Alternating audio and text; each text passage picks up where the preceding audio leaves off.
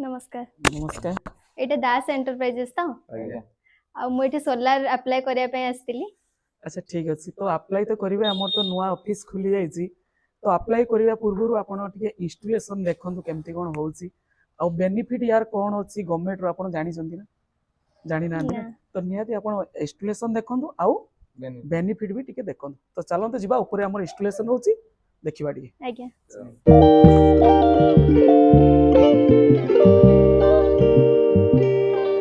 तो सिस्टर ये देखंतु हमर इंस्टॉलेशन एठी होउची आपण देखंतु पैनल भी केतडा लागि छी पांच छटी पैनल लागि छी ये पैनल होउची आपनकर टॉपकॉन आउर गुटे भी अछि छटा पैनल लागु छी ये टॉपकॉन माने आपनकर पांचटा पैनल लागिवो तो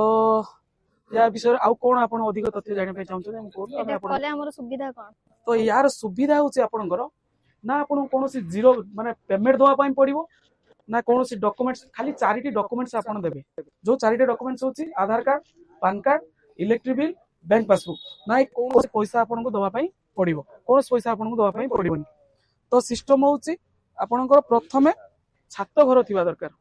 हमर तो छात घर अछि ना तो आउरी गुटे जिंस आपणकर जदी माने प्रथमे होची मासर नियाती केते टका इलेक्ट्रिक बिल आछी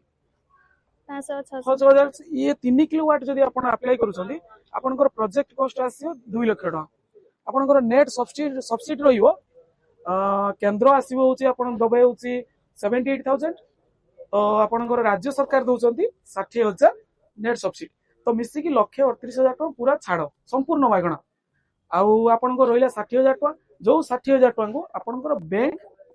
ईएमआई करिवे आपण कोनोसी पैसा दवा पई पड़िवोनी आ जो ईएमआई करिवे सेटा आपण को 10 वर्ष भीतर सुजिया पई पड़िवो ये होची तार सिस्टम संपूर्ण आ आपण तो जानि छथि छात लागि परिवो छात घरे लागुची आ हमर टेक्नीशियन भाई माने भी लगौचंती आपण देखंतु टिके बुली की केमती कोन लागुची यार भी आर्थिंग भी लागुची आ मीटर भी अछि नेट मीटर भी लागुची आउ कोन अधिका जदी जानिया पई चाहुचंती आपण कोन हमें भी आपण को पूरा आपण ए तो सिस्टम जानला परे आपण बा तळे अछि हमर ऑफिस आपण भी अप्लाई करि परिवे आ जो माने भी अप्लाई करिया पई चाहुचंती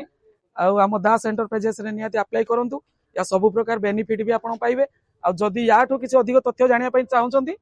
डिस्प्ले रे हम नंबर शो करिवो आपण नियाती कांटेक्ट करिवे आ अप्लाई करिवे रहिले गया मैडम नमस्कार।